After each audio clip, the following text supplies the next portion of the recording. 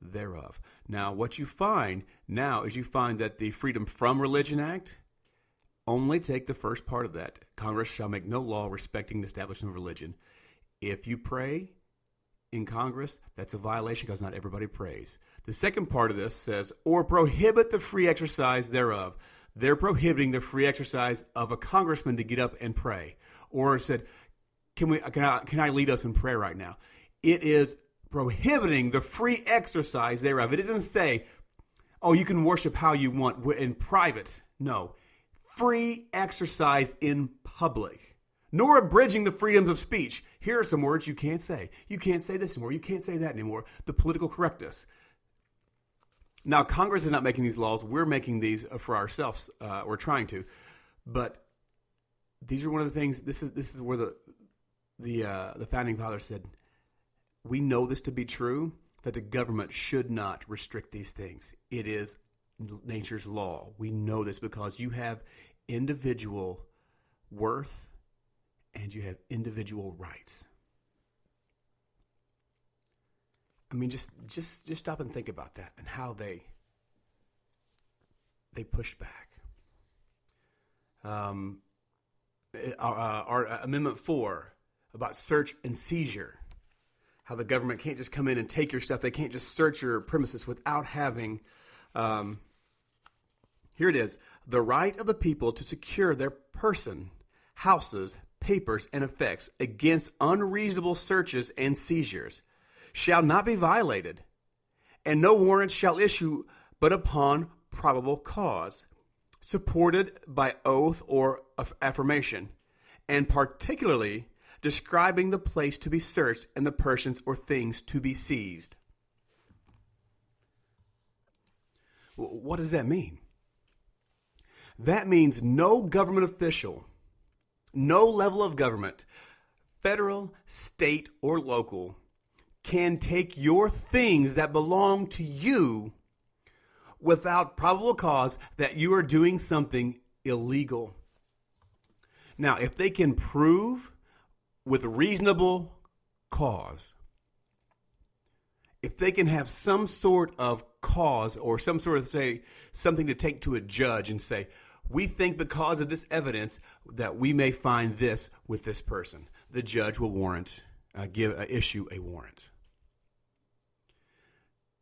Now, we've all watched enough police shows to go, the criminals use this Fourth Amendment to their benefit, and they get away with crimes. And if we just got rid of the Fourth Amendment, we could catch all the criminals. And guess what would happen? Anytime an individual freedom or right, and especially in this country, when we're supposed to be innocent until proven guilty, yes, some crimes go unpunished. Yes, sometimes there's some injustice, but it errs on the side of personal liberties and freedoms, and it errs on the side of people not being wrongly convicted. It errs on that side.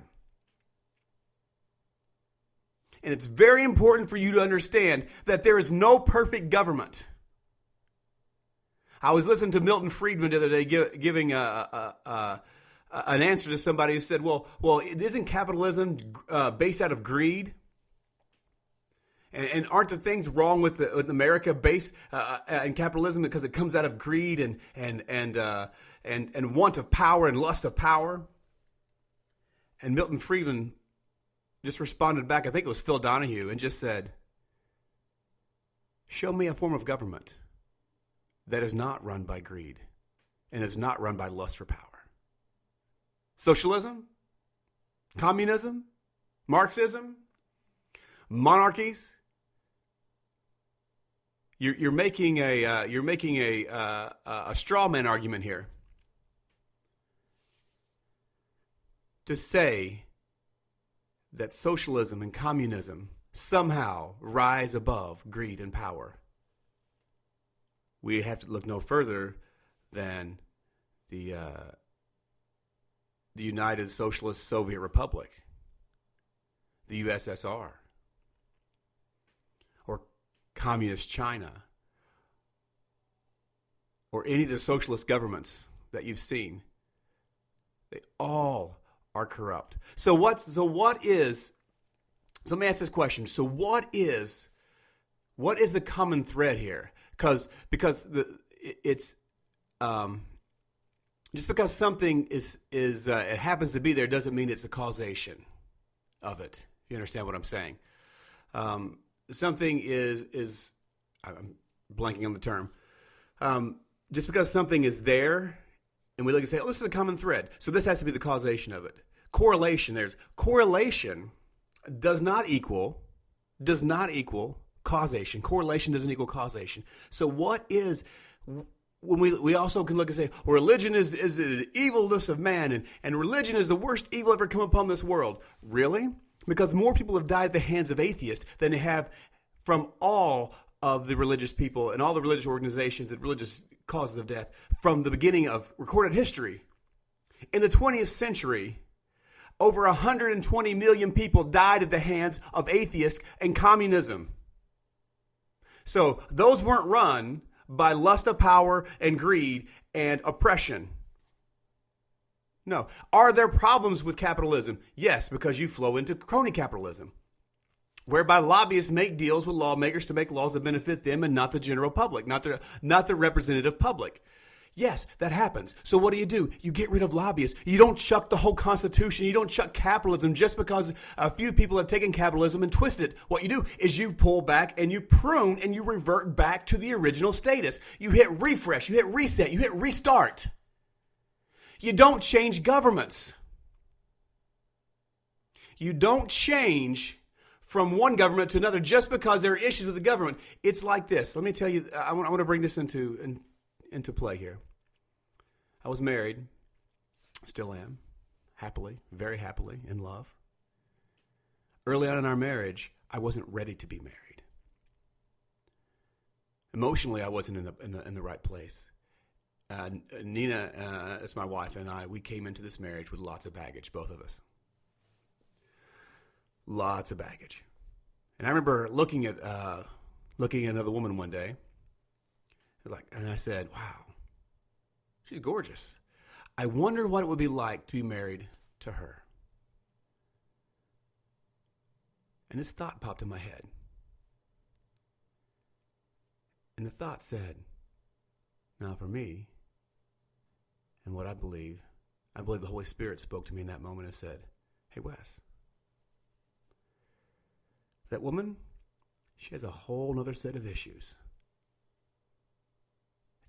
She has problems. They're different problems than what Nina has. They're different issues that you would have in your relationship, but you're still going to have problems. You're still going to have to work at this. You're still going to have to try. You're still going to have to be present. You're still going to have to be responsible. You're still going to have to be in there and be involved and engaged. You already made a vow to this woman, and you fell in love with her. So it would behoove you to make it work, as opposed to give up on that and then run into the next set of problems, the next woman, and go, "It's too hard. I don't like it. I want to get a new girlfriend." Because that's what we do. This doesn't work. I want a new government. I want a socialism. I want to have this. I want to have free everything. And yes, I'm being a little obnoxious and facetious here. And I've actually skipped my whole, in the middle of my reading there, I've gone off on a wild tangent. But I think it's a very necessary tangent to go on. Because there are some roots here. And if you listen to what Bono said about the U.S. Constitution in America, he said he said it like this. He goes, "England, Great Britain, it's a great country. It's not an idea. Ireland, great country, not an idea. France, pick any country you want, not an idea. The only country ever created that was created on a philosophical and theological principle was the United States of America, in an idea where race didn't matter,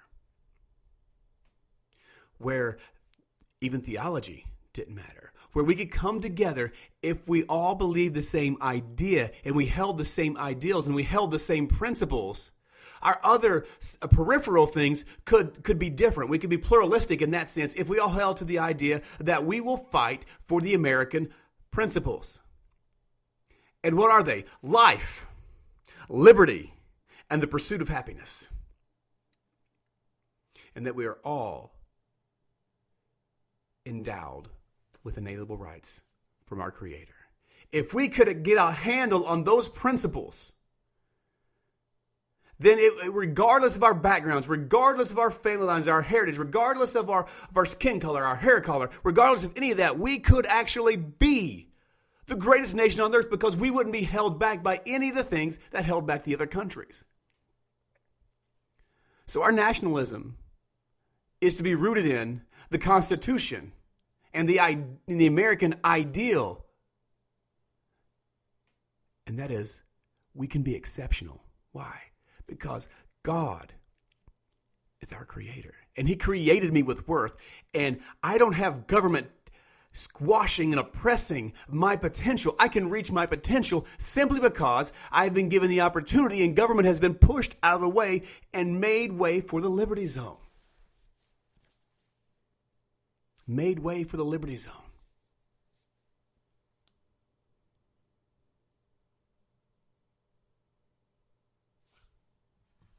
Let me finish reading my piece here. Let me go back a ways. There's only one Savior. He is God.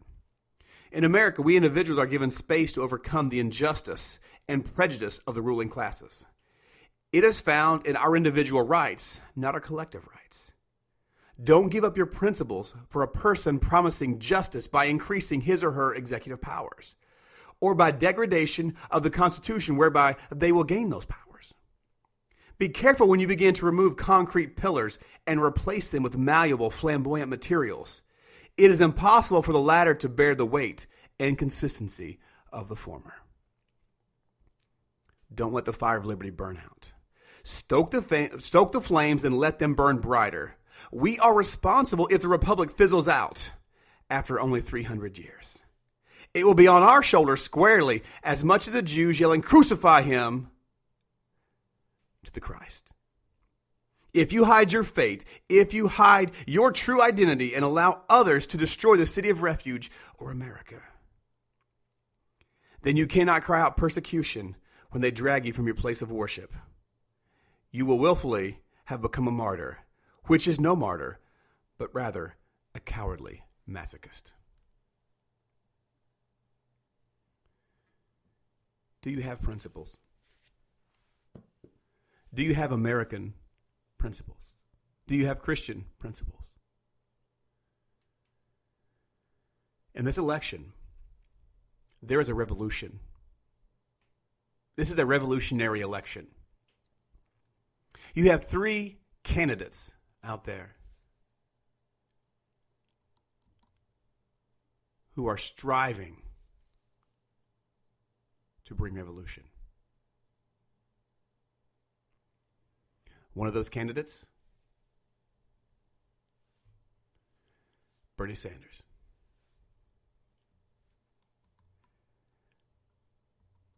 Donald Trump and Ted Cruz.